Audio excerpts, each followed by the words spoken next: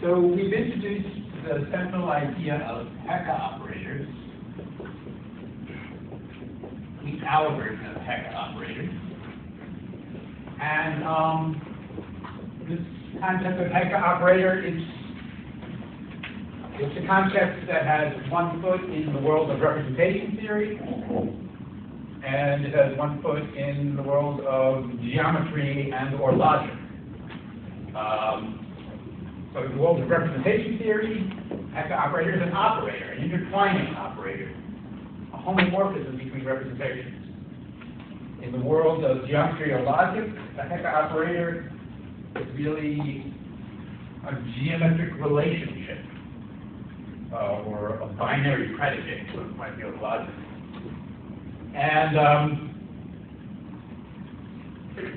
really, this is telling us that these worlds are a lot more closely related than people realize. That the world of representation theory is really closely related to the world of geometry and logic.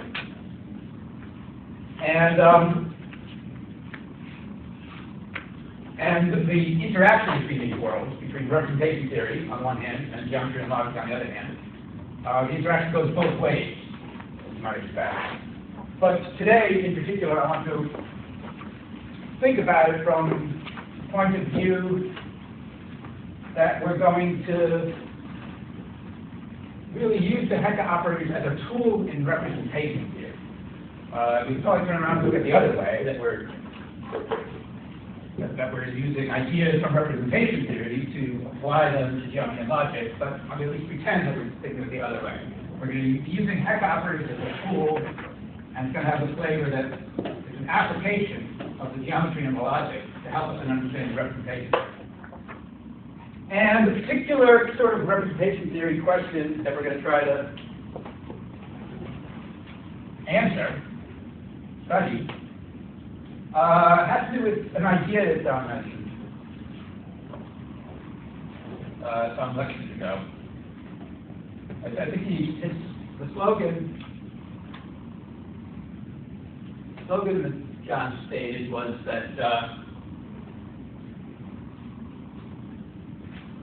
well, something like inside every fat representation, there's a skinny representation you're trying to get out, or something like that.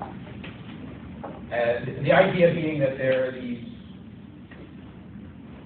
special representations called irreducible representations, which are sort of as small as possible, and sort of grind up as small as possible, and they're sort of hidden like diamonds inside these bigger representations. And we'd like to have tools for getting the diamonds out of the bigger representations. And we're going to use Hecke operators for that purpose. Getting the diamonds out of the fat. Yeah, that's Mixture metaphors. out of that is good. So you're identifying skinny people with diamonds. Something like that, yeah. Right, okay.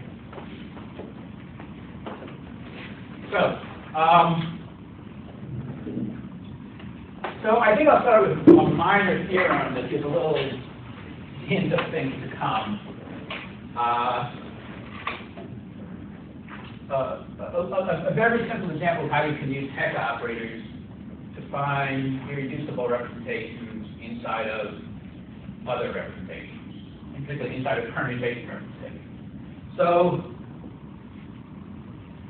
there's a theorem, minor theorem, it's a very simple theorem. It goes something like this.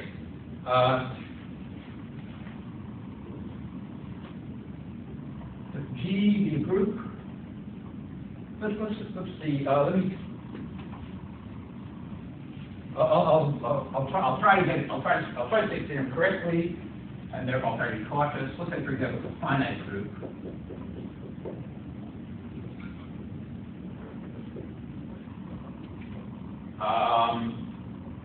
Infinite group, and let's say R is a doubly transitive permutation representation.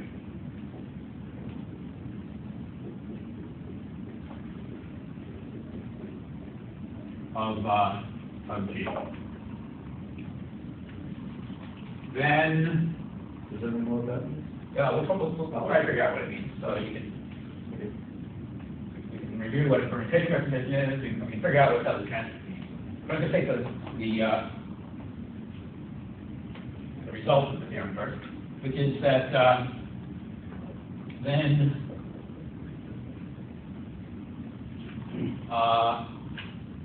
R is the direct sum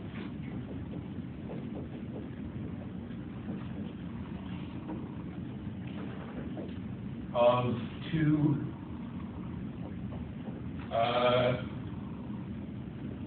irreps, two irreducible representations. Direct sum of two irreps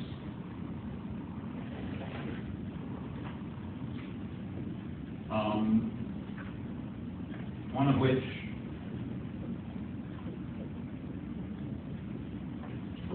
is the one-dimensional trivial. Right.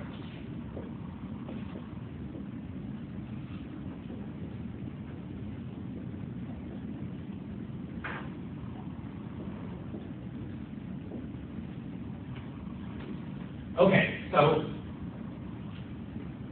let's go back here and again understand what a doubly transitive permutation representation is. So a permutation representation of G is G acting on a vector space, but really came from G acting on a set. So it's called permutation representation. And doubly transitive is describing how G is acting on this set. And so what does it mean? It means that any two, let's see,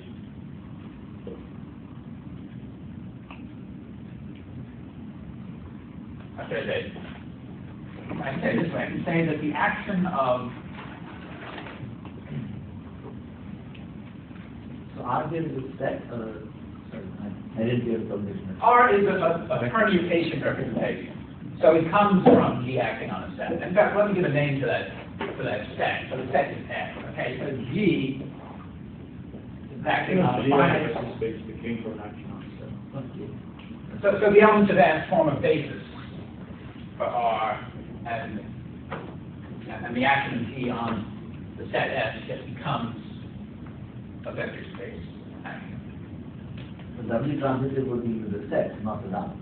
That's, yeah. But he's deliberately trying to not draw those ridiculous distinctions, right?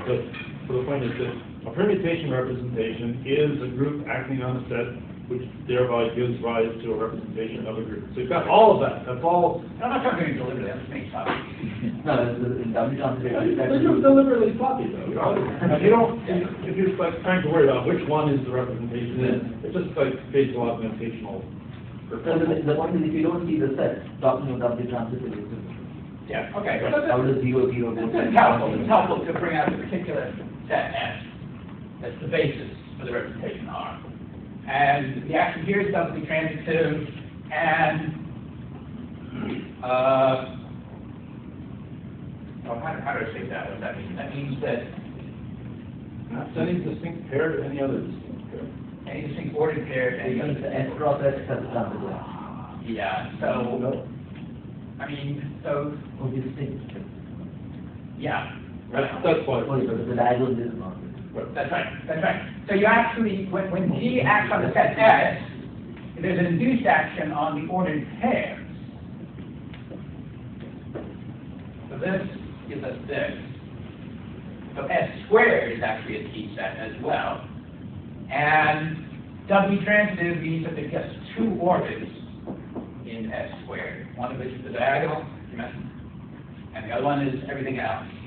And concretely, that means that for any ordered pair, any distinct ordered pair, any non-degenerate ordered pair, there's some element of G that takes that to any other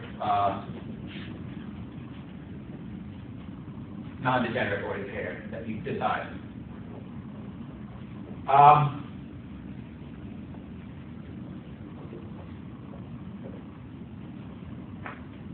So that's the statement of the theorem. And we're going to try to prove it using Hecke operators. And there's one other very useful tool that we're going to use in conjunction with the Hecke operators. And this second tool that's going to help us is called Schur's Lemma.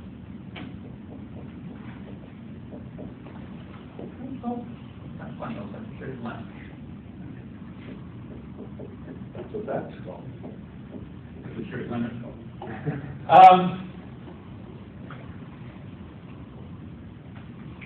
And in fact, I have trouble, or at least I used to have trouble remembering what Schur's Lemma said, and I didn't really stop having trouble remembering it until I started thinking of it in a sort of fancy way. So I should try and understand things in a simple way, but I only ever remember this when I think of it in a sort of fancy way. So how do I think of what Schur's Lemma is telling us? It's telling us that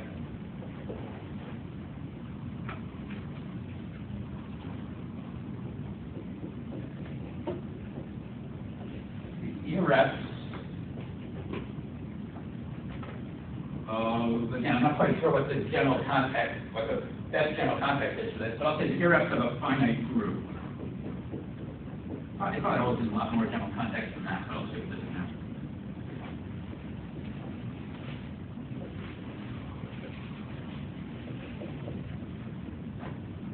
Form an orthonormal basis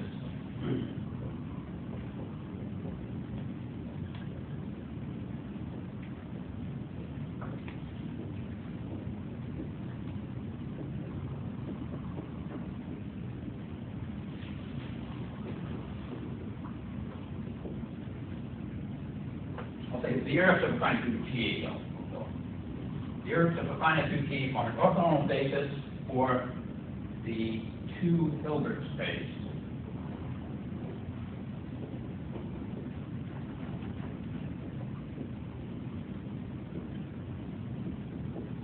Of, I guess, finite dimensional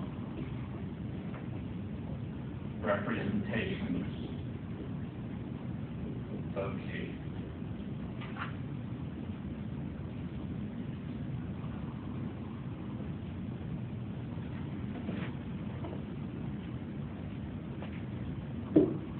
So that's the inner product given by. Yes. Okay, right. Saying orthonormal basis means that there's an inner product, but also saying 2 Hilbert space means that there's an inner product flying around. So, but should I even try and explain it? I mean, should I just take it for granted that everybody knows what's going on here about what a 2 Hilbert space? It's legitimate to assume everybody knows what a Hilbert space is, probably. But what is a 2 Hilbert space? Well, the fact that we're talking about something called a 2 Hilbert space means that we're dealing with the process of categorification, some process of categorification. And that means, whenever you're talking about categorification, it means there's also typically something going on about decategorification. And we're going to be talking a lot about ideas about categorification and decategorification. And the fact that we're going to be talking a lot about it may give me an excuse for not really explaining that much about it right now.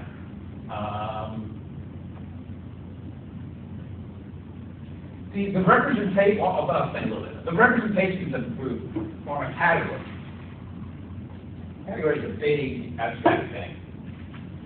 It's like bigger than a Hilbert space. But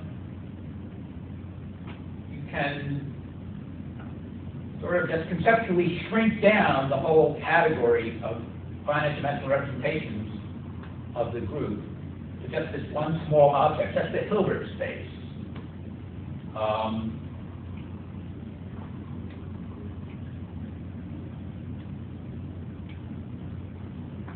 So the category has objects, the Hilbert space has elements.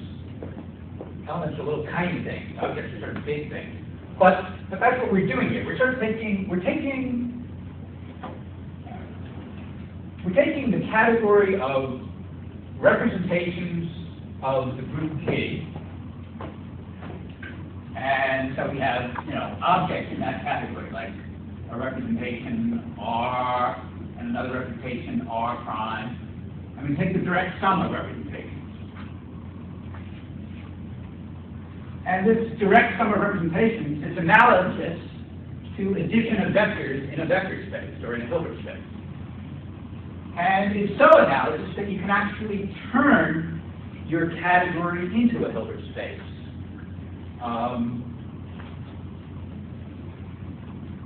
This only works for sufficiently nice categories.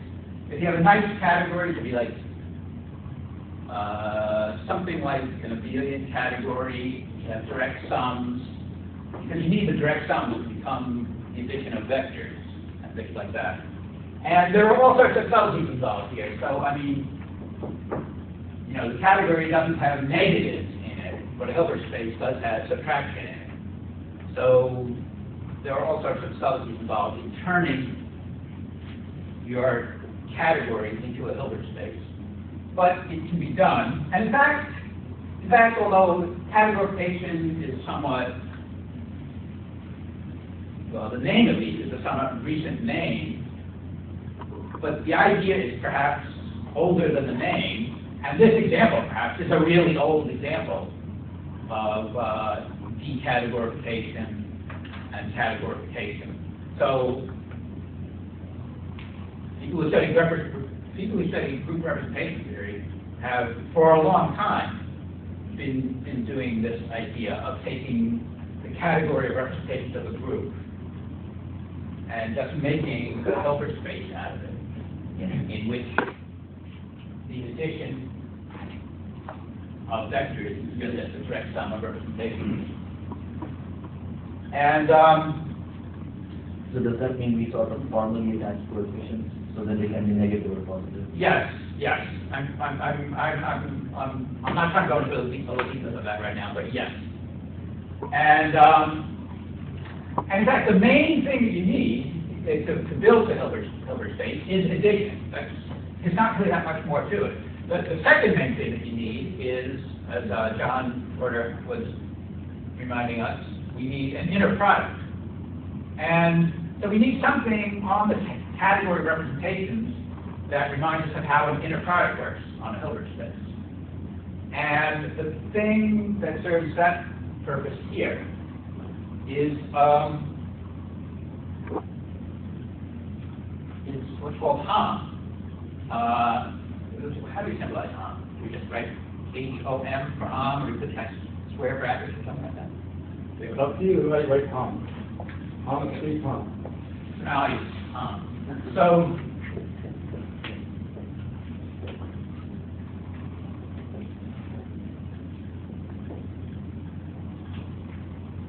So if you have two representations, you can HOM one into another. You take the homomorphisms from one into another.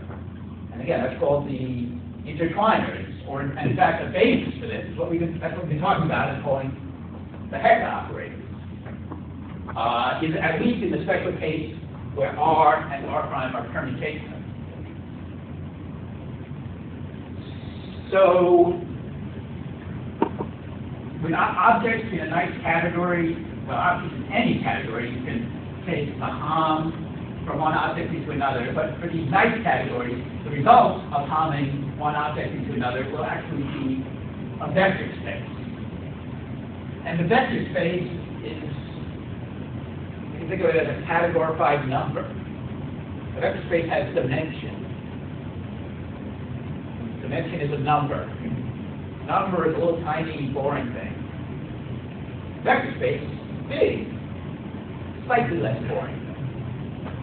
So do you think of the vector space as being copies of the trivial representation? It's really better to think of this as being a so-called external HOM. There may be some forms we're talking about internal HOMs, but that would amount to having, I don't know, it's having an external HOM is like that's what they call an inner product. Why do they call it an inner product? It's very outer. Well, The point is that our inner product is going to be not something in the category itself. It's going to be outside the category. It's going to be a vector space, which when you decategorify it, that becomes a number, which is what an ordinary inner product is. So,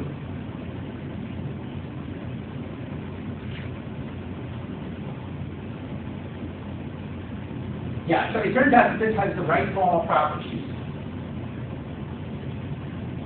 to behave like a fancified version of an inner product that gives you a Hilbert space structure on the vector space that you build, where the objects become the vectors and the direct sum becomes the sum of vectors. Not the two Hilbert space. Well, the two Hilbert space is this thing, is this category that's sufficiently nice that you can just directly turn it into a Hilbert space. So secretly representation theorists have known for a long time that the category of representations of a finite group, perhaps it works even for compact groups, is a two Hilbert space. If representation theorists wouldn't have put it in that language, at least not so recently, but they've known it for a long time. And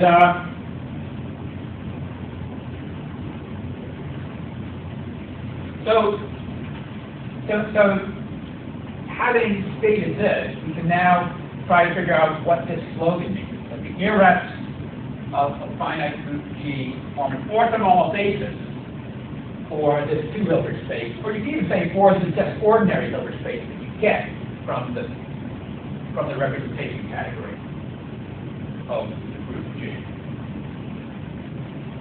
So what does that mean? So what is an orthonormal basis? What's the property that the vectors in a normal what's the property that the vectors in an orthonormal basis have with respect to the inner product? Well, the property that they basically have is that the inner product looks like a Kronecker delta matrix, or whatever it's called, an identity matrix, or whatever it's called. You know, all ones down diagonal, zeros everywhere else. Zero. That flavor of matrix is what the inner product should look like when you write it in terms of an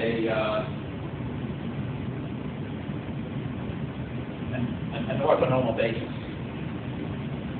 And so in other words, Schur's lemma is telling us what happens when you palm one irreducible representation into another. It's telling you that if you palm an irrep into basically the same irrep, meaning an isomorphic irrep, you know, in this context, isomorphic basically means the same. You can even say that the concept of isomorphism is being decategorified into the concept of sameness or equality. And Schur's lemma is telling us when you palm the irrep into the same irrep, you get one. Meaning now, you think it's the categorified one. You actually get a one-dimensional vector space. Whereas when you palm an irrep into a different irrep, you get zero. You get nothing. That's what Schur's lemma says. And it's a very useful tool when you're playing categorification and decategorification games with categories of representation of groups. Technically, that statement is a bit more. That involves the word basis as opposed to the word set. Okay. But it really, so you're basically having Schur's lemma and Maschke still. Just that every module is completely. Okay, that's good to know. That's good to know. I mean, so the word basis means that you're saying every module can be the sum of simple modules. Right. I was sort of taking that for granted, but you're saying that there's an actual name for that? theorem. Yeah, right, I mean, right. Then it's a direct sum. Of course, it's a composition series, Dolan over series. That is a direct sum. Yes, Okay. but the particular kind of view that I'm talking about is actually very straightforward, that all representations are so-called completely reducible. Yes, I mean, it's a true for all kinds of things. But you're saying is, they said there's a theorem called Maschke theorem, which states that the representations Of a finite of a group finite group are completely are reducible. completely reducible. If the characteristic of the field does not depend on the group. Okay, okay. I was sort of taking that for granted in the background, Sure. and, Hence the word basic. yeah, so, okay, then from now on, I can go on calling this very Lemma plus Maschke.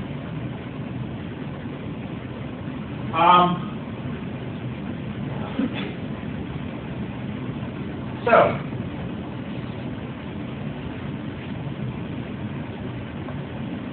okay, so we go back to this theorem. So, yeah, I'd like to give a proof of this theorem using this idea here and using the Hecke operator.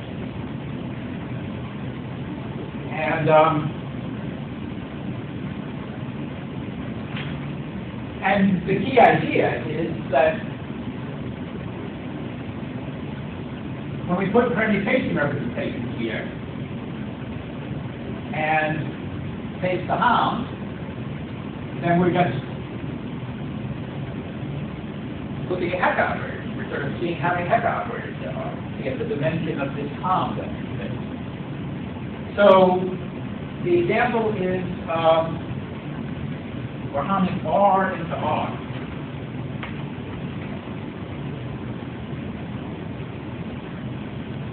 And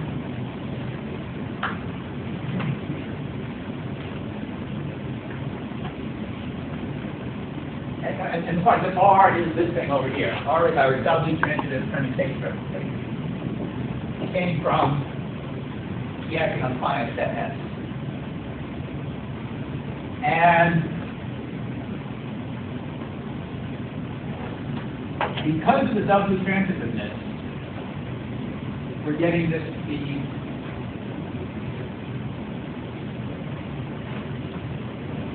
I want to sort of say the number too, but perhaps I'll say the field that we're working over is squared. You know, a vector space of dimension 2.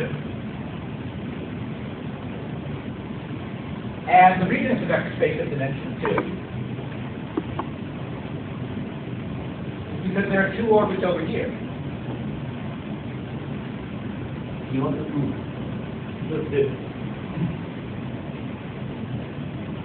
Yeah, right. I guess from our definition of Hecke operators and our theorem about Hecke operators.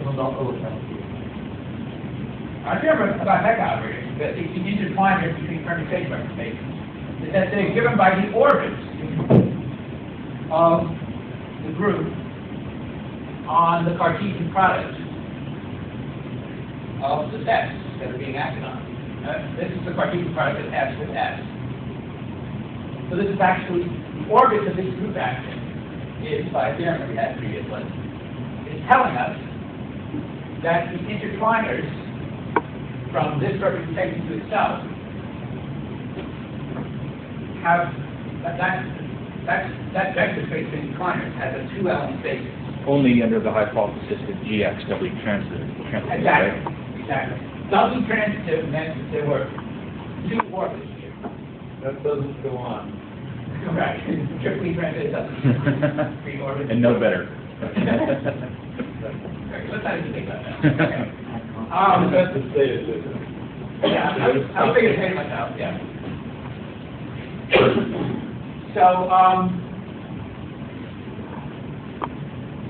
So yeah, we proved that this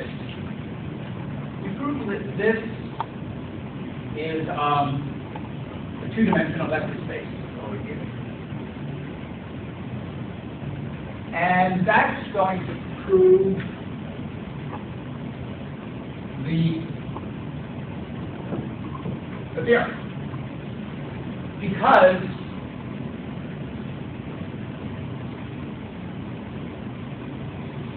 Because again, you think of this Hom as acting like an inner product. So basically we're saying that you have some vector whose inner product with itself is 2. And this vector, the point is that the representation R is really just some direct sum of irreducibles. That's what Forward was saying about Maschke. And so, in other words, if you write this representation R, you write it as a vector in the basis given by the irreducibles, it will be a list of natural numbers. And then the inner product of such a vector with another vector, or in this case with itself, will just be the usual way that you calculate the inner product of vectors when they're expressed in an orthonormal basis. It's just, that dot product formula for the inner product. It's multiply things upon y's and then sum them all together. And the only way to get 2, adding a sum of squares of integers, is if you can build integers with 1 squared plus 1 squared. Yeah, exactly. Yes, right, that's right. The only way to write 2 as a sum of squares is 1 squared plus 1 squared. And this is what, a sum of squares is what the dot product of a vector of natural numbers, or a vector of all of whose components are natural numbers, its dot product with itself is a sum of squares. Sum of squares of natural numbers. This is the only way you can write 2 as a sum of squares of natural numbers. I mean, well, you don't put a bunch of zeros in there, but that's the point. And that proves the theorem. And this is a very old and very minor theorem, but it's an illustration of how you can use Hecke operators to help you break down permutation representations into irreducible representations. So, how do we know that one of them is the one-dimensional trivial representation? I think John actually alludes to this. Yeah, sitting inside any permutation representation, there's the constant function, which, right, that's the one-dimensional subspace. Oh, yeah. Preserved, You and that's talked the about trivial that previously, representation. Yeah, so we're using that. But in fact, we can be a little bit more specific about that. Let's see. Right? I want to somehow. We had the 2 orbits over here, and one of the orbits was sort of very special. It was the diagonal orbit, and the other one was the anti-diagonal. And it's completely obvious that the diagonal one should be the one that corresponds to the trivial representation.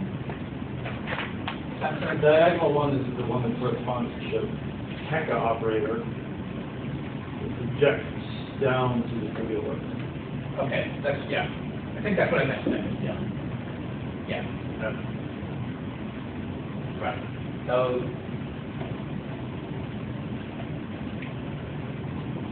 I don't know, you can tell that the diagonal orbit is like usually smaller than the other orbit. So it seems like it's some sort of tip-off that that's the one that's the trivial representation.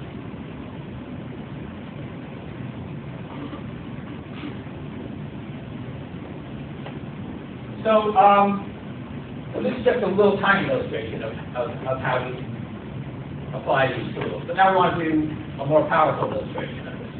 So we want to do another example, but more interesting. Could do an example of the tiny example.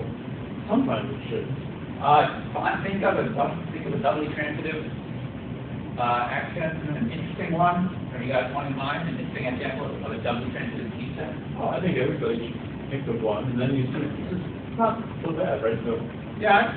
you can think of one, and then instantly you know some nice examples of irreducible representations of groups. Okay. It's nice to see that you can really do something. Okay. Can anyone else think of a doubly transitive?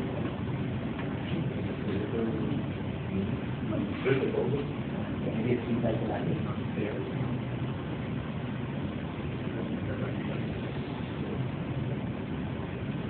Well, like the stupidest example is GL what? just an n bang acting on n. Okay. Doubly transitive. So you can. Yeah, that's really. So n bang acting on an NL, acting sort of tautologically on the NL set, has to break up into a one-dimensional irreducible and another irreducible. So that other irreducible has n minus 1 dimension. So n bang has an irreducible n minus 1 dimensional representation. That's actually useful stuff. I don't know, the other example that occurred to me was, I'm not sure if I've ever thought of this example, GL or PGL, N, comma, S, Q, acting on the projective N minus 1 dimensional space, I guess. That's right, all these flag varieties I was talking about have PGLN, GL, I didn't say PGLN, but they have GLN acting transitive. Oh, transitive. And I guess sometimes they act doubly transitive. Okay, well, I was just thinking we're acting on the projective space. Sure. That seems doubly transitive. Is that right? Yep. Okay. Yeah. Okay, yeah. By the way, there is a counterexample to your theorem. Which there? That one. This one? Yeah. What did I swear? If it's acting on a 1L set. I'm sure Smokey would insist that that's not doubly transitive. Okay. Okay. That's one way out. Because I guess you said there have to be two orbits and there's only one orbit connected? Yeah. Okay. Yeah. Okay. Sorry, just wanted to Okay. act like a grab student again. Okay. So,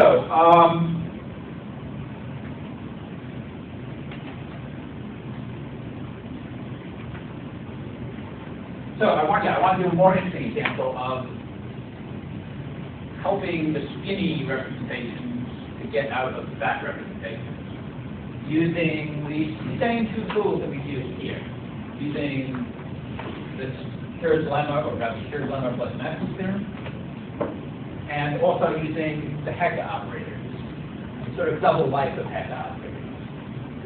The fact that they mean something in representation theory, but they also mean something in geometry, or geometry and logic. So, and here's an example here. And I guess we'll try this. We'll try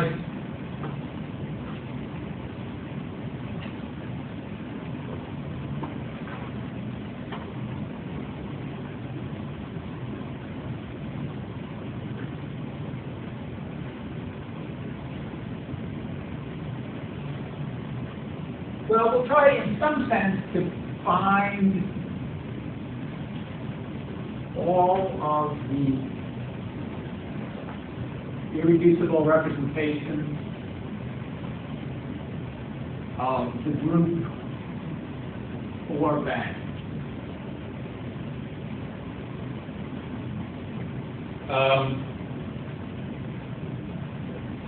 I guess it's somewhat ambiguous as what you mean by find them. Right? And how explicitly you have to find them. We'll find them somewhat explicitly, but we'll be trying to find them more explicitly later.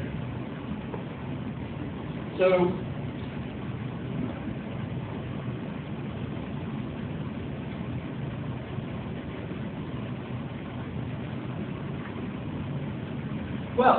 we're trying to find the irreducible representations of a certain group. This group right here, 4 bang.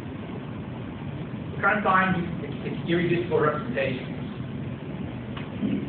And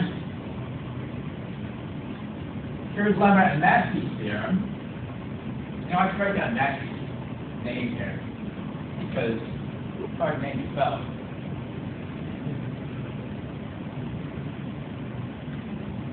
And how do you spell it?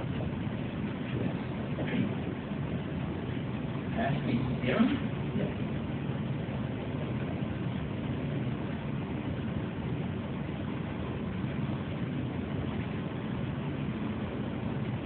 So, we're trying to find the irreducible representations of the group 4 bang. And Schur's lemma and Maschke's theorem tell us that the irreducible representations form an orthonormal basis. So that means that in some sense what we're really doing is we're looking for a certain orthonormal basis of the representation theory of this group. So, has anybody ever heard of any schools that help you find orthonormal bases of this?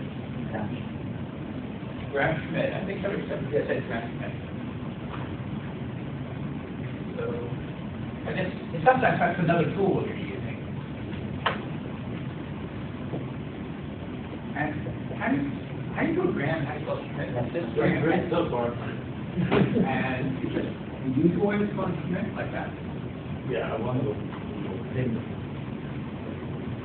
Do you mean you're going to use projection?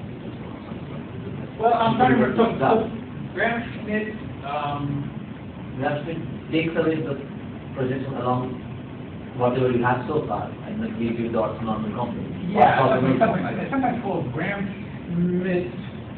Sometimes called Gram-Schmidt orthogonalization, I think. But there's also sometimes called Gram-Schmidt, slightly different, called Gram-Schmidt orthonormalization, right? No?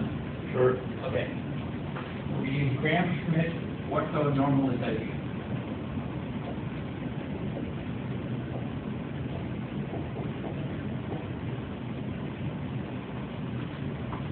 And this is Gram-Schmidt orthonormalization. It's a process that can apply in a Hilbert space, for example. And what it does, it sort of it improves or repairs a basis. It improves the basis that's not orthonormal to make it so that it is orthonormal. So it orthonormalizes your basis in some sense.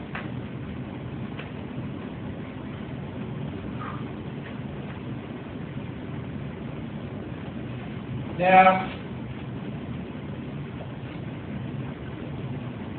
but see,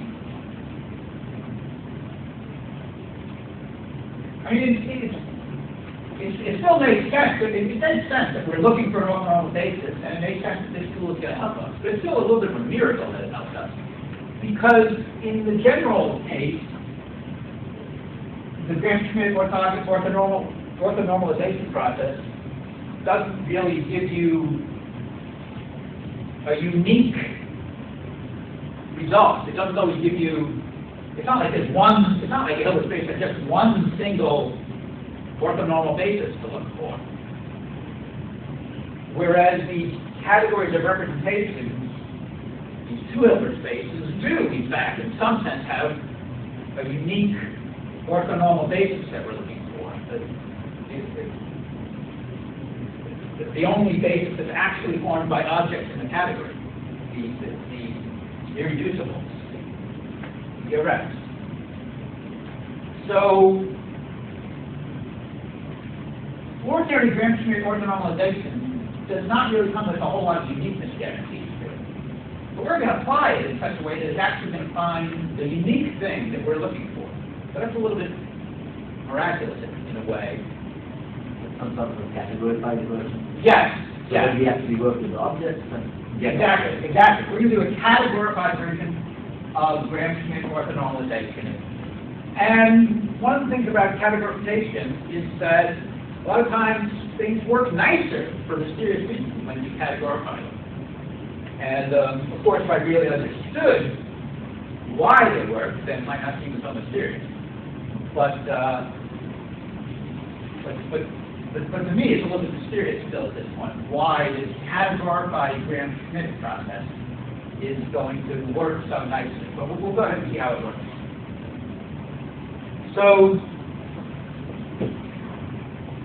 to apply the Gram-Schmidt improvement process, to improve your non-orthonormal basis, to make it orthonormal, you have to start out with something that needs to be improved. You have to start out with a bad basis, something that's non-orthonormal. So we really need a basis for the representation theory of this group, so that we can try and repair that basis, repair its failure to be orthonormal, and get, as a result, an orthonormal basis. And it just so happens that there's a very convenient basis, non-orthonormal basis, for the representation theory of Baez. that's lying right at hand. It's sort of right in front of us. And I'll describe that basis right now. And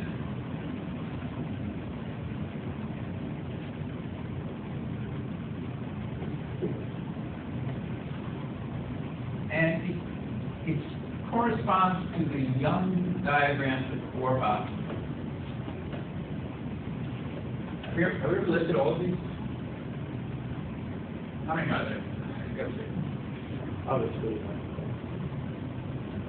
Obviously what? I guess not. No, I think not. The number of partitions are 4. Never enumerated.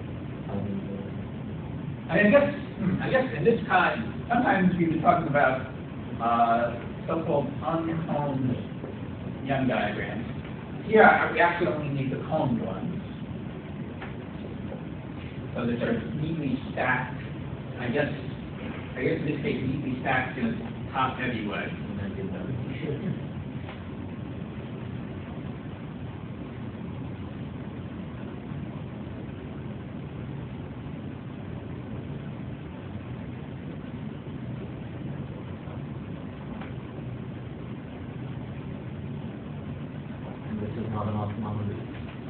It's not, oh, well, it depends on what you think of these things as standing for.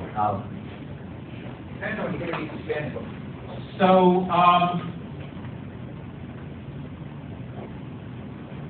yeah, in fact, it's a famous fact that Corbett is alluding to here, that in fact these symbols are used to stand for the irreducible representations of this group. But that's not what John and I have been using Young diagrams for. We've been using Young diagrams for a different purpose. We've been having them stand for these, I guess we've been calling them flag representations. And those flag representations are permutation representations. They're not irreducible. So the whole point is that, I guess the whole point is that these Young diagrams have a double meaning. Our first meaning for the Young diagrams is that they're going to stand for these flag representations, which will be permutation representations and not irreducible.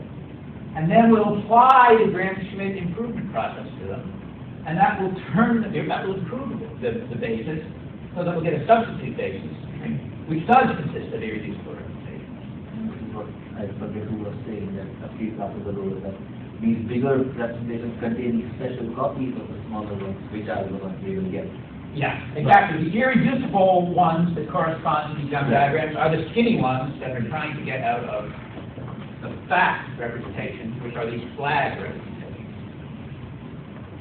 So, in fact, I guess we should start by reminding ourselves of the dimensions of these flag representations. So the dimension of a permutation representation is just the cardinality of the corresponding set that's being acted on. And if I've been paying careful enough attention, John has been talking about flag representations, and he's been doing it in this way where there's a parameter Q that has been floating around, this value that's been shifting from one prime number to another prime number, or one prime power to another prime power. And occasionally it shifts to the prime power 1. But when it shifts to the prime power 1, it signifies something peculiar. It signifies that instead of working with flags in a vector space over a finite field, we're working with flags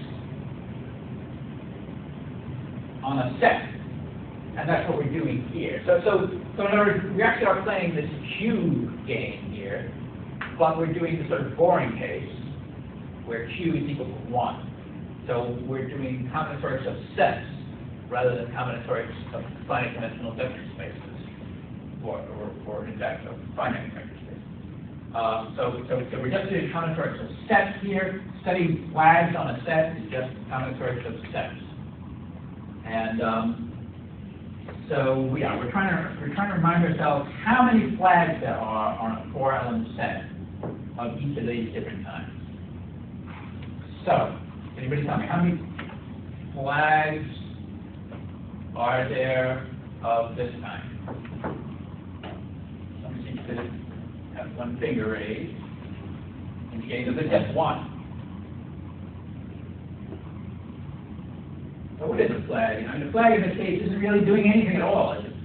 There's only one flag. So it's like a tower of subspaces, but there's only one subspace in the tower, and it's the whole subspace. It's the whole four-element set.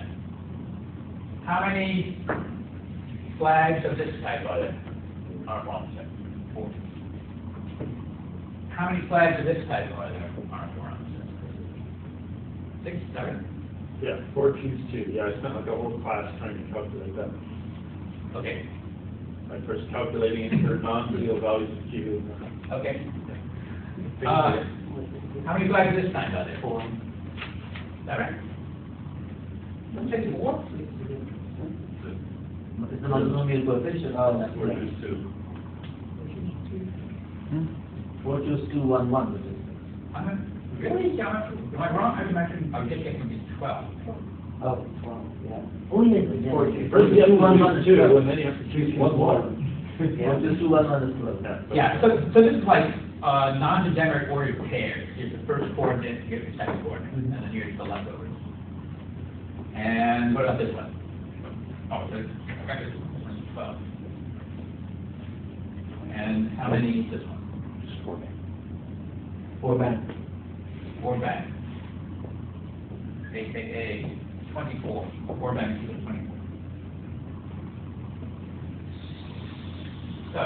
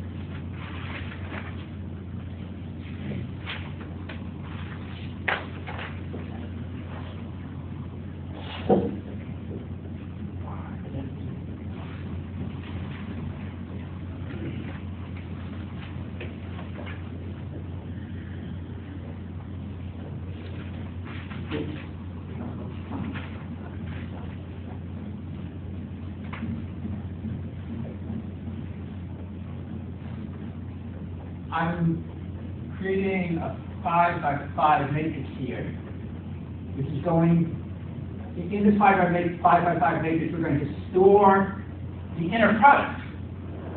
We're going to,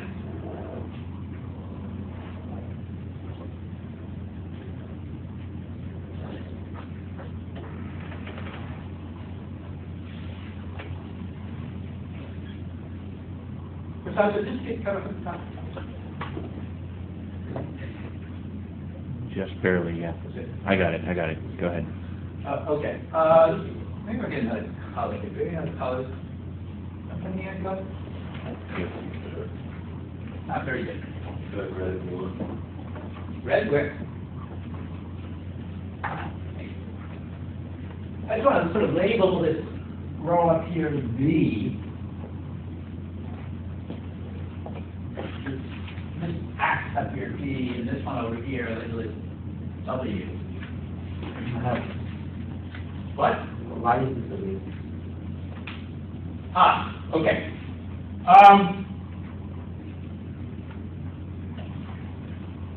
Okay, the question is, why is it a basis? Only then can we start to work. Right. And Start doing it even. right. Oh, okay. That's what you do. Well, yeah, in fact, Yeah. that's true too. Yeah, in fact, we will even try this in cases where it's not a basis. In fact. If it's not a basis, then you don't get as many So we'll see vectors here. as you. Yeah, you get a partial right? result. Yeah. It's not a So basis. we'll get zeros if it's not a basis, and we will see whether it is or not. Yeah. Okay. But in this case, it does happen to be a basis. And one thing, this isn't quite a proof that it's basis, but it's helpful in noticing, it's helpful in figuring out if this is a basis to notice that it's the right size. So if there are 5 elements in here, and that's because of a theorem that tells us that the number of conjugacy classes in the group is equal to the number of theorems. And why? There's only 5 constant classes. Yeah, permutations. Yeah, that's right. That's right. That's right. There are all sorts of secret meanings of Young diagrams. One of the secret meanings of Young diagrams is that you can interpret them as sort of pictures of permutation, so they get the rows being cycles. Cycle metabolism. Yeah, yeah. this So is the like pictures of same- conjugacy classes of As well. permutation. Say it again? I'm just speaking the unspoken, that there are pictures of conjugacy classes of representation, Oh. like permutation, Right. where you permute, where those are the cycle structure of the permutation. So this is yet another mystical, somewhat related meaning of Young diagrams. I mean, we've already alluded to 2 other meanings of Young diagrams. Now we're waiting a third one. What's that? Because this last one would actually I don't know what to say, because that's the one that says the orbit of the identity permutation. There's only one, but I think and that's the 4 cycle, there's 20. There's 24 Are you trying to get a one-to-one correspondence? No, not necessarily, no. So I'm just saying that there, you can tell right away that there's many n-box Young diagrams Yeah.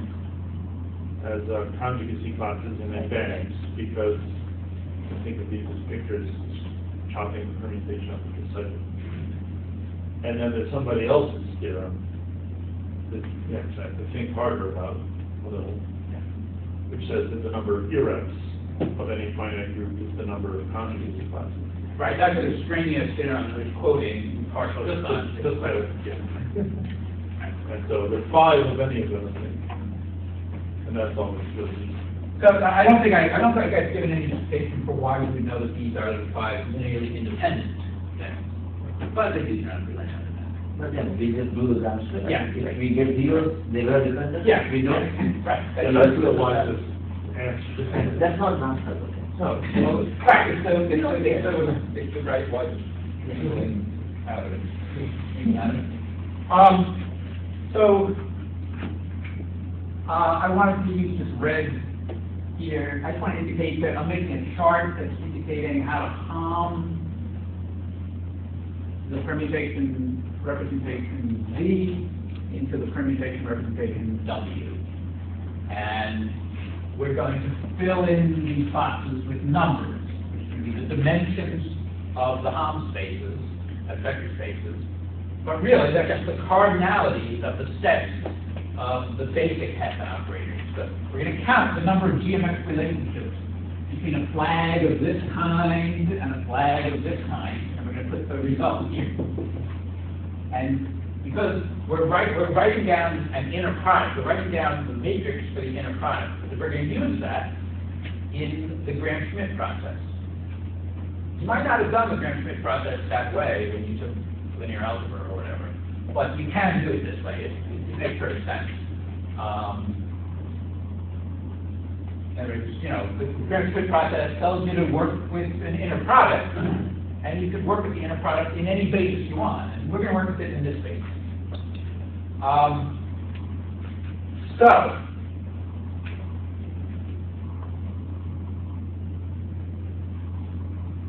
I'm trying to get you all to help me figure out the numbers here. I'm going to try and count the number of ways that a flag of, let's say, this type can relate to a flag of this type.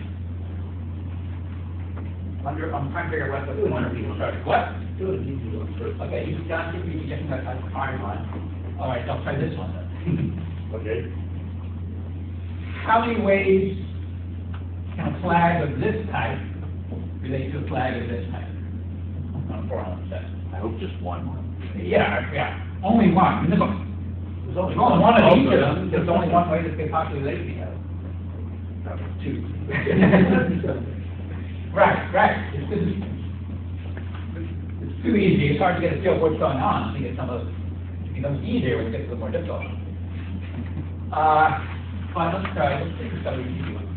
How many ways can a flag of this type get along with the flag of this country. That's the flag of the second type of fall flag. Flag of this country? Yes. And the last one is? Point. Set the vector space. Where does the set? Okay. So it's An element. subset. Yeah, you can be able to agree on the subset. I prefer to think of it as a One one element, element. or one element. Well, point. A point or an element. Yeah. Yes. Now, how many ways can a point relate to a nothing? Or an everything? I think it's sort of nothing. I mean, but Yes. the people, I mean, that's what I call it. I call it a nothing. There's no data involved in giving one of these. So I call it a nothing, and John seems to be encouraging me to call it that class. So how many ways can an element of a set, an element of a form of a set, how many ways can it relate to nothing at all? Well, it can't. It can't. Zero. No. It's one, right? It's one way. Yeah, it's really one rather than zero. I was guessing, I thought that's why he said nothing, I thought he was trying to lead towards that answer. I didn't know what the answer was. It's no information. And no vector. So it's like, well, you could say, it's a way of chopping up the set But into why is it so obvious that an element can only relate to nothing in one way? It lies in it. anything can only relate to nothing in one way. That's not really true. I mean, I would say the reason is because the action on these things is transitive. The group is acting on the element is transitive. Sure, that's what I meant by name. Anyway, Oh, okay. Okay. So there's just one here. In fact, there's going to be a lot of ones here. A nothing can relate to any one of these things in only one way. Because of the transitivity of the group acting on any one of these kinds of flags. So this is a symmetric matrix. Is it a symmetric matrix?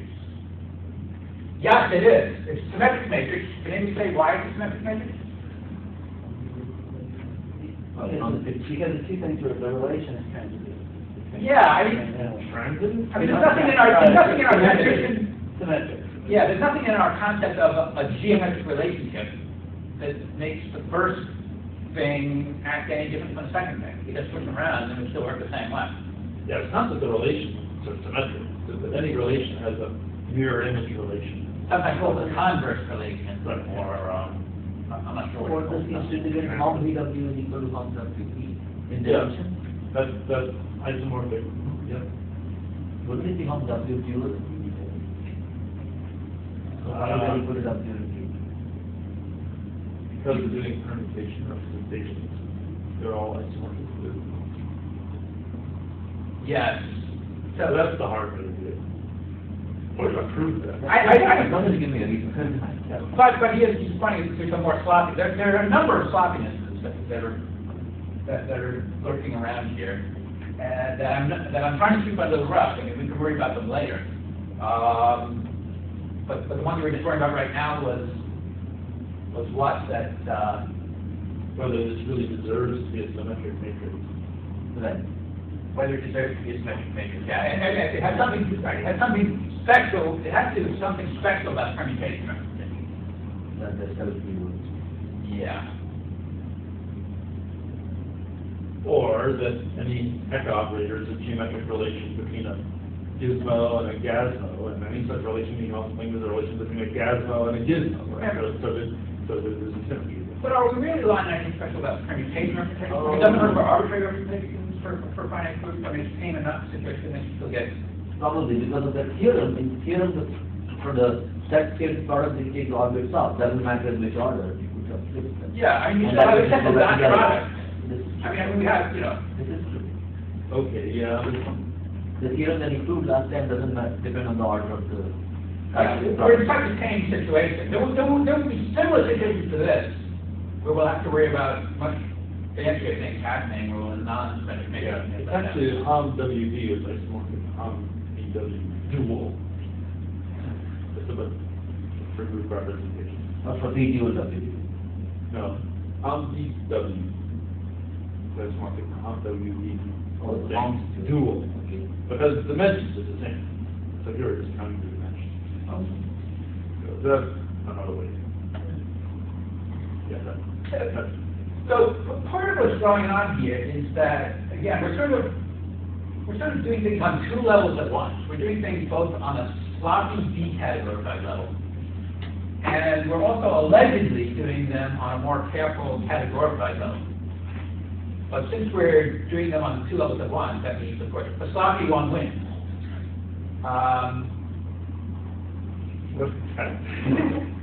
That means that I'm actually going to be sloppy when I do this.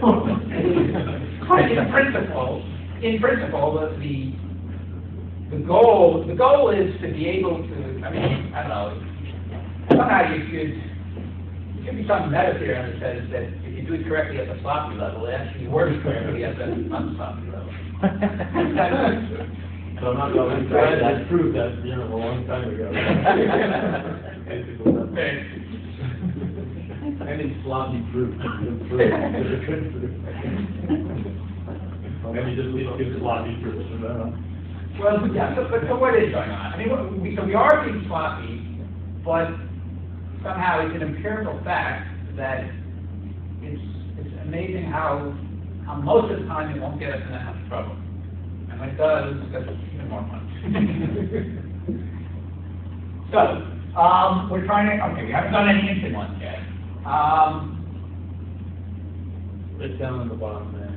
Right here? Yeah. That's the hardest one in the world. It is? Relation between 2 points? That's 2 points. Oh, yeah. How many invariant relations are there between, so that's kind of. Oh, okay, right. Okay, I usually go and pick upside down. So I guess the hardest one is right there. Yeah. Okay. Okay, let's do this one. Okay. Right. That's a good one. How many ways can a flag of this kind relate to a flag of this kind? Flag of the same kind. How many ways can a point relate to a point? Somebody's guessing 2, and you name them 2 ways. A point. Is or is not.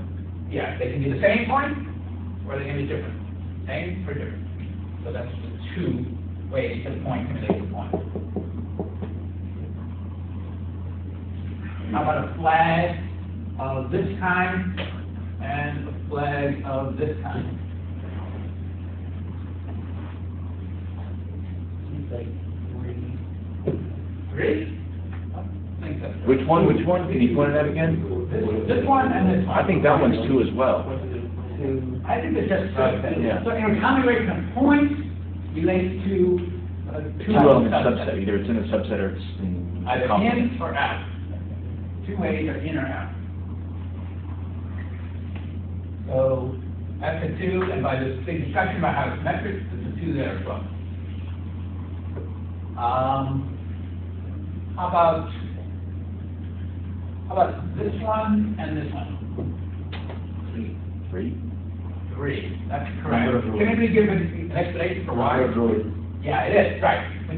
Right, how many ways can a point relate to a flag with n rows? Well, any one of the rows. But no better. No better. So in fact, that gives it away to this, right? There's 4 ways that a point can relate to a flag of this kind. Either it be the first one, or the second one, or the third one, or the fourth one. That's 4.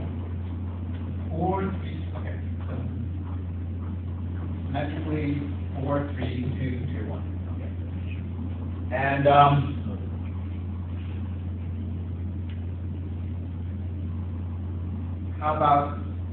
how many ways can a flag of this kind relate to a flag of this kind?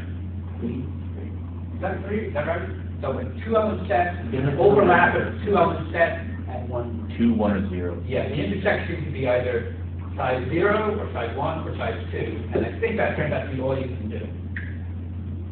That's 3. Okay. How many ways can a flag of this kind relate to a flag of this kind? So this is an unordered pair. This is an ordered pair. So we're asking how many ways can an unordered pair relate to an ordered pair?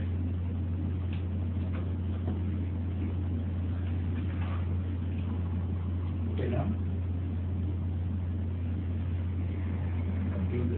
4. I think it's 4 because each coordinate of the ordered pair could be intersection. 2 choices, either in or out of the unordered pair. So that's something like 4.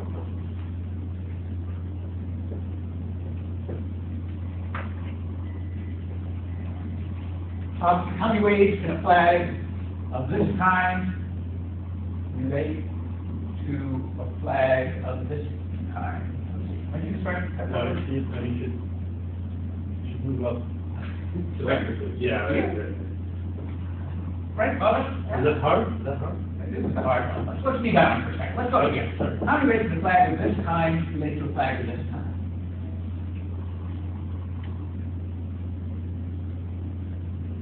Must be eight, I guess. Or the same thing. I know it can't be 8, because there are only 6 of these. It's not, I mean, let's see. There are only 6 of those flags. So it couldn't be If 8 one of the different flags of the other sort, there can only be 6 ways. at most. In fact, that's, Yeah, so in fact, didn't we actually, no. yeah, But we did calculate, we spent like whole last class calculating this, right? Remember, we were looking at that square Young diagram, and we're saying, let's keep track of how that kind of thing can relate to a total flag, which is the vertical thing. So each one of those waves was the thing I was calling a Brouhaha cell. So I made this list of Brouhaha cells. Yeah. That was like all the way to, right, a line could relate to a total flag. but there's even something simpler than that going on in this example, because when you're working with finite sets, this kind of flag is actually a complete naming of everything in your 4-element set. You know, one of the points is the first element, second element, third element, fourth element. So everything relates in a different way. Every one of these things relates in a different way to the given one of these things. You're saying that's 4 2s too. Yeah, I'm saying to get all of these numbers, you just have to actually count the number of things, number of flags at that time. There's just one flag, right? We're calculating these numbers over here. So I'm saying these numbers over here actually go in this row here. Yeah, so let me just say a bit about that. So, see, what we were doing in class last time was taking all sorts of different kinds of flags and classifying how they could relate to a total flag. And we were doing it in the general Q case, and we saw that these different ways we called Brouhaha cells. Well, when Q equals 1, there's just one element in each Brouhaha cell. There's general, there's Q to the something elements in the Brouhaha cell. But Q is 1, there's just one. So we're just counting the Brouhaha cells. But in other words, in this particular case, it's just the same as counting the flag. So, yeah. Okay. So that's great. So we've got down to just one left that we didn't test today. And this one is always really annoying. Did everyone try to figure it out? Anybody guesses? So it's how many ways can an ordered pair relate to another ordered pair? Yeah, and it has to be a non-degenerate ordered pair. It has to be. Oh, yeah, right.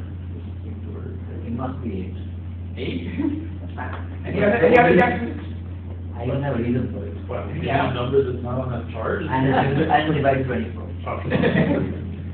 Oh, all these numbers, they all Yes. divide 24? Yes. And don't leave on that W. They must be that. Okay. But I think this one is the last. I think this one is the last. In fact, it doesn't divide 24. Oh, got it. Well, does that narrow it down? Does anyone think it's 7? 18, that's 18. 7. That's right, 7. And I don't know of any simple explanation of why it's 7. Did you say 7? Did you thought about it, or just because? Why you say I that? was getting there, but no, I didn't think all the way down. Yeah. 7 was really just a while there. I mean, what else is it? 5? No, it has to be more than 6, but the pattern. Oh, okay. Well, I'm not going to be that kind of either, but 7 is. No, I spent about an hour doing this with Jim. He was laughing at me because he's done it before. It's not that hard. I think it's the whole album, but it just felt like it. I don't know. Really had lives in it. I don't know of any serious lessons you learn from doing this, but nevertheless, it's good homework exercise to actually find all 7 of them.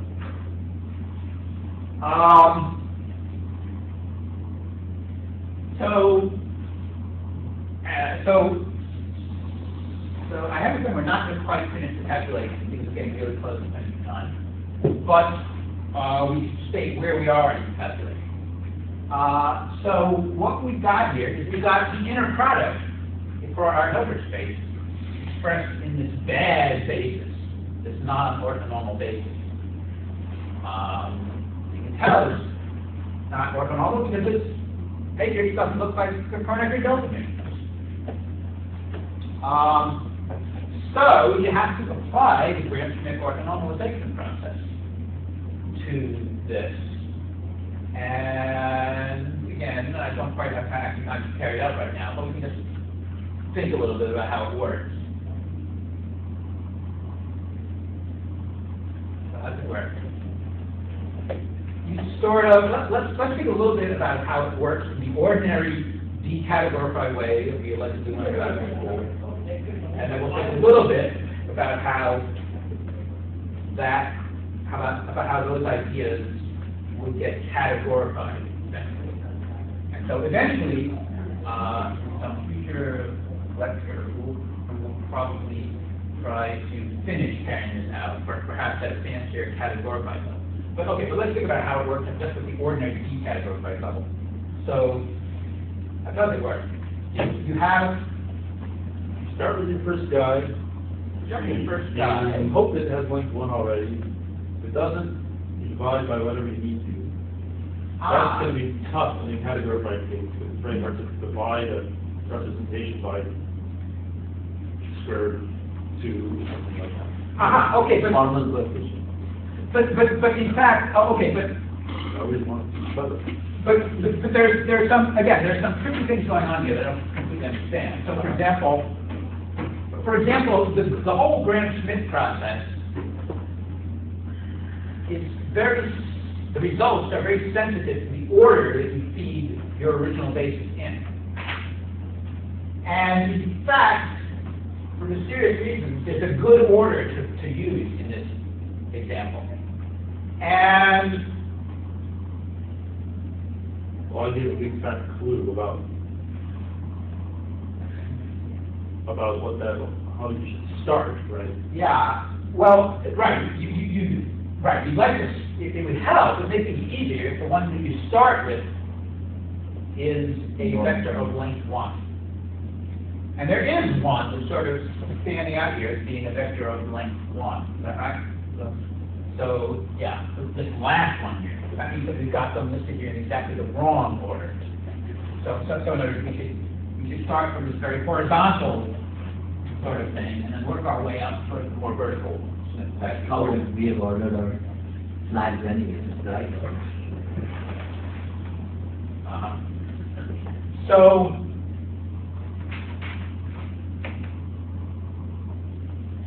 yeah, so in fact, the way the improvement process works is that the one that you start out with ends up in the improved basis as well. That's why you really want to start out with the one that's one-dimensional.